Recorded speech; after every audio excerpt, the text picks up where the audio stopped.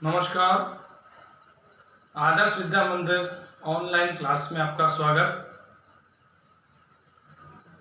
कक्षा अष्टमी, विषय सामाजिक विज्ञान, दिनांक 23 जुलाई 2020, पाठ 4, इसका पार्ट है 6, छठा। यानी इस पाठ के 5 वीडियो जारी हो चुके हैं। आज इस पाठ का अंतिम वीडियो यानी पार्ट 6 आप देखेंगे। इसके बारे में पूरी जानकारी प्राप्त करेंगे।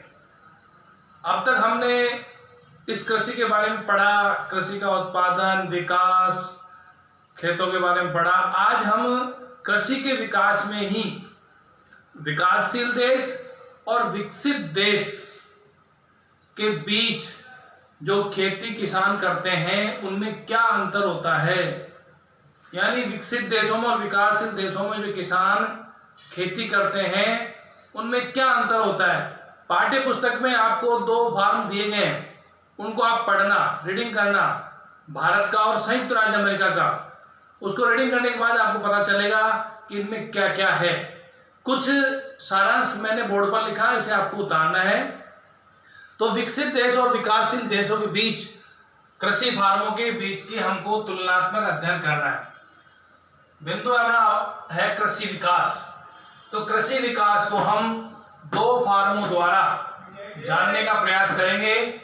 विकसित देश एवं विकासशील देशों की कृषि के विषय में जानकारी प्राप्त करेंगे। अब उसमें आता है सबसे पहला, हमारा देश भारत एक विकासशील देश है। उसमें भारत में जो कृषि फार्म होते हैं उनमें क्या होता है, किसान क्या क्या कार्य करता है, उसकी जानकारी। तो भारत का एक फार्म, इसमें बताया गया है कि भारतीय किसान अपनी भूमि पर 2 फसलें उगाता है। यानी भारतीय किसान अपनी जो भूमि होती है उस पर साल भर में, वर्ष भर में 2 फसल उगाता है, तैयार करता है। वह अपने मित्रों, बुजुर्गों के साथ और सरकारी कृषि अधिकारियों से सलाह लेता है कि अपने साथ रहने वाले पड़ोसी, मित्र, बुजुर्ग, उनसे सलाह लेता है कि मुझे खेती में क्या करना चाहिए, मेरी खेती की उर्वरक क्षमता बढ़ाने के लिए मुझे और क्या करना चाहिए जिससे मेरी फसल का उत्पादन बढ़े, और सरकारी अधिकारियों से भी इसकी सहायता प्राप्त करता है। उसके साथ ही वह ट्रैक्टर से खेत जोतवाता है। पहले अपने यहाँ प्राचीन समय में बैलों के द्वारा हल चलाते थे, अब आज मशीनरी का युग आ गया तो उसमें ट्रैक्टर के द्वारा हल चलाया जाता है और अपने खेतों को जोतवाता है। पशुपालन करता है साथ में, जिसके पास खेती है, जिसके पास जमीन है, भूमि है, तो उसके घर में पशुधन भी होगा। यानी वो गाय, भैंस, भेड़, बकरी जो भी पालना चाहता है वो पालता है, क्योंकि अनाज हमें खाने को मिल जाता है। तो यदि खेती है तो चारा भी उसे प्राप्त हो जाता है और उससे वो अपने पशुओं का पालन कर लेता है, और उन पशुओं से उन्हें दूध, दही, मांस, जो भी चीजें मिलती हैं वो सब प्राप्त होती है। तो किसान खेती के साथ साथ पशुपालन भी करता है। वह उस दूध को सहकारी भंडार में बेचता है। भारत में जो सहकारी भंडार होते हैं वहां पर जो डेयरियां होती है उनमें उसको बेचता है, और अपनी फसल को भी सरकारी स्तर पर बेचता है, क्योंकि सरकार भी एक न्यूनतम मूल्य तय कर देती है। ये आप 9वीं 10वीं कक्षा में पढ़ोगे, न्यूनतम मूल्य, समर्थन मूल्य क्या होता है उसके बारे में आपको बताएंगे। तो उस न्यूनतम मूल्य, समर्थन मूल्य पर वह सरकारी स्तर पर अपनी फसल को बेचता है। भंडारण के लिए भी सरकार कई योजनाएं बनाती है, क्योंकि जो अनाज का भंडार होता है उस अनाज के भंडारण के लिए सरकार कई योजनाएं बनाती है और किसानों से अनाज लेकर के भंडारण करती है। इस समय कोरोना काल में हमें उन भंडार गृहों से ही जो निःशुल्क या मुफ्त अनाज मिल रहा है जिन परिवारों को, वो वहीं से प्राप्त होता है, क्योंकि उन अनाज का भंडार में बराबर वहां से हमको मिलता रहता है। तो ये तो है हमारे भारत के किसान की दशा, क्योंकि भारत का किसान एक खेतिहर मजदूर होता है या खेतिहर किसान होता है, जिसके पास भूमि होती है वो किसान कार्य करता है। और हमारा यहाँ मानसूनी प्रदेश है, इसलिए ये ज्यादातर फसल बरसात पर भी निर्भर रहती है। अगला आता है विकसित देशों में संयुक्त राज्य अमेरिका का फार्म। संयुक्त राज्य अमेरिका का फार्म भारत की तुलना में इनका फार्म बड़ा होता है।